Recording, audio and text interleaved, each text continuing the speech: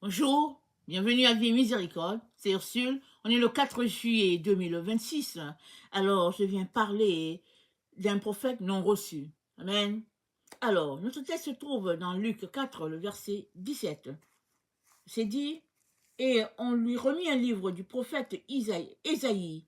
L'ayant déroulé, il trouva l'endroit où il était écrit, l'Esprit du Seigneur est sur moi, parce qu'il m'a oint pour annoncer une bonne nouvelle aux pauvres. Il m'a envoyé pour guérir ceux qui ont le cœur brisé, pour proclamer aux captifs la délivrance et aux aveugles le recouvrement de vue, pour renvoyer libres les opprimés, pour publier une année de grâce du Seigneur. Ensuite, il roula le livre, le remit au serviteur et s'assit. Tous ceux qui se trouvaient dans la synagogue avaient les regards fixés sur lui. Ouais. Bon, tu sais comment la synagogue, c'est une église. Donc tu lis le parchemin, et puis tout le monde est là, et puis en train d'écouter. Et Jésus-Christ leur dit, au verset 21, alors il commença à leur dire, aujourd'hui cette parole de l'écriture que vous avez entendue est accomplie. Amen. Et il leur dit, voilà, je suis venu pour publier une année de grâce, dans la prophétie, une année de grâce pour le Seigneur, une année de grâce du Seigneur. Les gens, on les a fixés sur lui, et puis il dit, ben voilà, c'est accompli. Qu'est-ce qu'il est en train de leur dire? Il est en train de leur dire, cette prophétie-là parle de moi, Jésus. C'est ça qu'il est en train de leur dire. Il est en train de leur dire, il s'agit, dans cette partie-là, il s'agit de moi. Mais les gens le connaissent comme le fils de Marie. On ne sait pas comment il a fait pour tomber enceinte. Donc tout le monde connaissait l'histoire. Mais c'était un sujet, n'est-ce pas, assez délicat. Et quand les leaders religieux voulaient déranger Jésus, ils lui disaient, mais on ne sait pas qui est ton père. C'était en référence au fait qu'il a été conçu par la vertu du Saint-Esprit. Et que Joseph, n'est-ce pas, son père était juste son père adoptif. Alors les gens étaient toujours, malgré toutes les preuves qu'ils ont faites, pour savoir si Joseph et puis Marie avaient fait quelque chose de mauvais, avaient péché avant. Ils avaient la preuve que rien de tout ça n'a été fait, mais ils avaient aussi la preuve que Jésus-Christ, n'est-ce pas, était bel et bien né, il est là devant eux, et que il n'y a pas à quoi, il n'y a pas de quoi redire sur sa naissance, mais ils avaient de la difficulté à accepter tous les miracles qu'il faisait, tout ce qui se disait à son sujet, ils avaient la difficulté. Donc ça parlait, ça jasait dans le quartier, partout.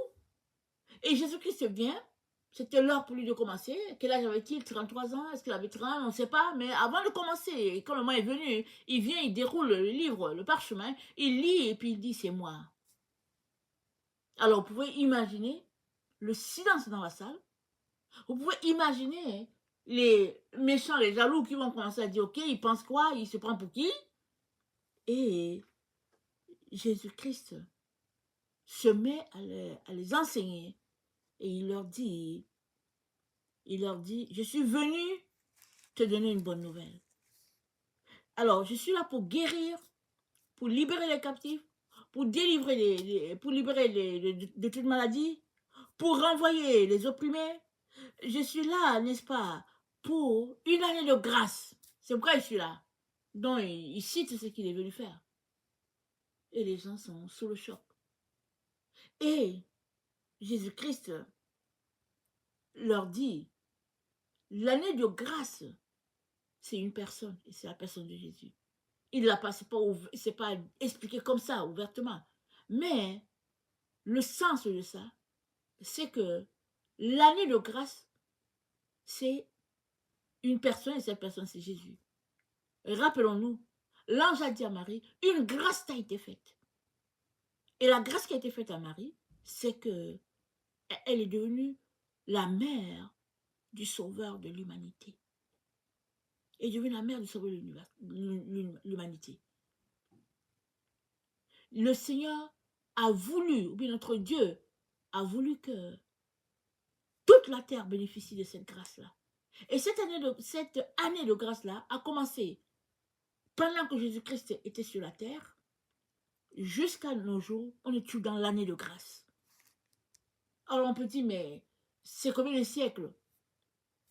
C'est pas ça que Dieu est en train de comptabiliser. Ce qu'il est en train d'attendre de toi et moi, c'est le fait que, alors qu'on est dans cette année de grâce, qu'est-ce que nous faisons pour amener le plus grand nombre dans la maison de Dieu? Voilà. Quelle est ta contribution à ce que Jésus-Christ a fait? Es-tu enthousiaste à l'idée que il est venu pour te délivrer et puis il est prêt à te libérer où tu es? Et que, étant content de ce que Jésus-Christ a fait, tu puisses te joindre à lui pour participer toi aussi à ta part. Parce que c'est ça la grâce.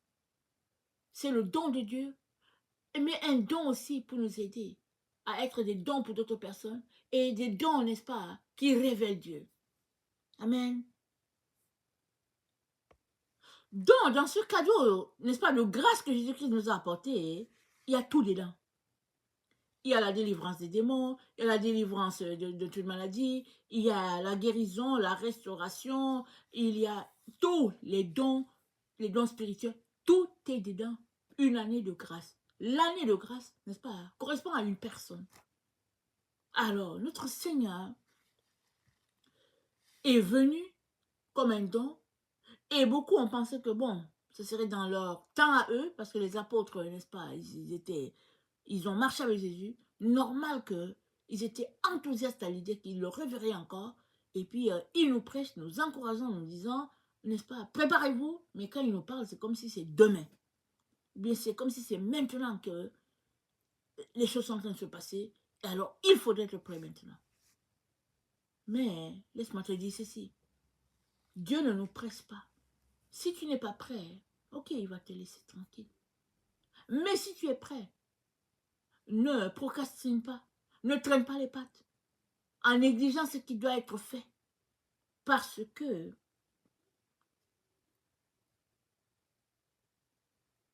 quand Dieu délivre, c'est pour quelque chose de plus grand.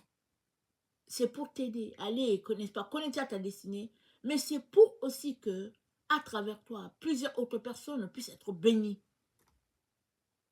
Alors, dans l'année de grâce dans laquelle nous nous trouvons, Dieu vient non seulement nous bénir de toutes les bénédictions dans les lieux célestes, mais il nous aide à nous préparer pour le retour du Seigneur. De telle sorte que quand le Seigneur viendra, nous ne soyons pas surpris de sa venue en disant, ok, qu'est-ce qui se passe? Mais voilà, non. Nous savons tous que on est dans le temps qui annonce le retour du Seigneur. Alors, il est important de se concentrer à chercher la face de Dieu. À ne pas forcément s'appuyer sur un prophète, cherchant la réponse chez le prophète, mais dans la parole de Dieu, c'est écrit noir sur blanc que c'est en Jésus-Christ que nous avons notre réponse et lui seul va nous donner de pouvoir triompher de tout ce par quoi nous sommes en train de se passer en ce moment-ci. Amen. Les pharisiens ne voulant pas l'entendre, n'est-ce pas, trouvaient tout simplement que c'était du blasphème. Et même, ils ont amené Jésus-Christ sur une montagne dans le but de le précipiter de là. Mais Jésus-Christ est passé devant eux et puis il est parti. Parce que l'évidence était là que Jésus-Christ faisait les choses selon Dieu. Mais le ragot, tout ce que les gens disaient, c'était tout simplement dans le but de détruire ce que Jésus-Christ était devant eux. La preuve était là, ils ne voulaient pas. Et aujourd'hui, on fait la même chose. On fait la même chose. Quand ça nous arrange, allez, Jésus en haut, Jésus en bas. Quand ça ne nous arrange pas, oh non, mais bon, je ne pensais pas que, et puis j'espère que non, et puis bon, on se met à se comporter comme les gens du monde, comme ceux-là qui n'ont pas Dieu. Jésus a dit dans Jean 9 que je suis venu pour que ceux-là qui ne voient pas puissent voir. Donc, C'est le même principe qui est là. Il est venu pour nous révéler la vérité. Mais, faisons-nous partie de ceux-là qui feignent de ne pas voir la vérité. Parce que la vérité ne se cache pas. Et si elle n'était pas cachée, que fais-tu pour pouvoir te réconcilier avec ton Dieu, connecter avec ton Créateur et t'en tenir à ce que tu as appelé à faire? Que dirais-tu? Je viens fortement nous encourager. Amen.